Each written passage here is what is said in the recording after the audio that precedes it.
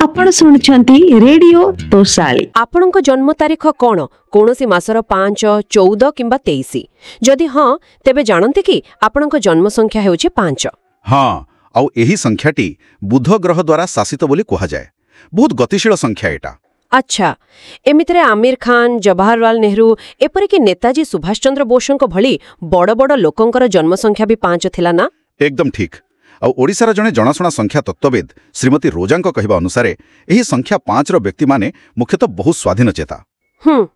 आउ माने बहुमुखी प्रतिभा तांकर, जोगाजोगरे भारी भल आ टिके दुस्साहसिक भी। वाह एटा तो बढ़िया कथा।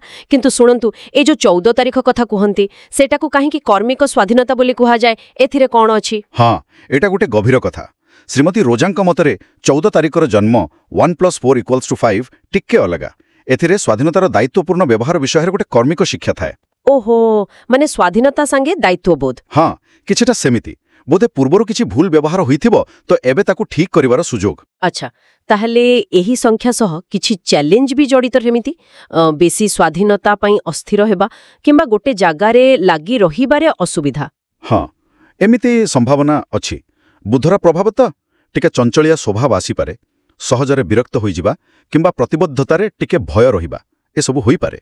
तेबे एथिपई किछि उपाय भी तो थिबो संख्या तत्वरे? निश्चय अछि।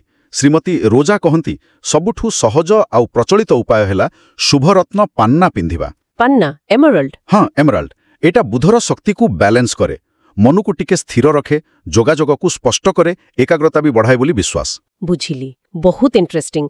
तेबे संख्या 5 रो एही पूरा कहानी, एहार शक्ति, एहार आह्वान आउ ताकू संभाळिबार उपाय विषय आहुरी बहुत किछि जानिबार अछि बोधे। हाँ निश्चय। एहा तो केवल गोटे झलक, एहार कैरियर संभावना, आहुरी शक्तिशाली उपचार बहुत किछि अछि। तेबे जदि आपण माने एही सबु विषय रे आहुरी गंभीर भाबे जानिबाकू चाहुछंती आउ संतुलन पई किछि शक्तिशाली उपचार विषय रे सुनिबाकू चाहुछंती, तेबे डिस्क्रिप्शन रे जो लिंक दिया जाइछि सेटा निश्चय देखंतु।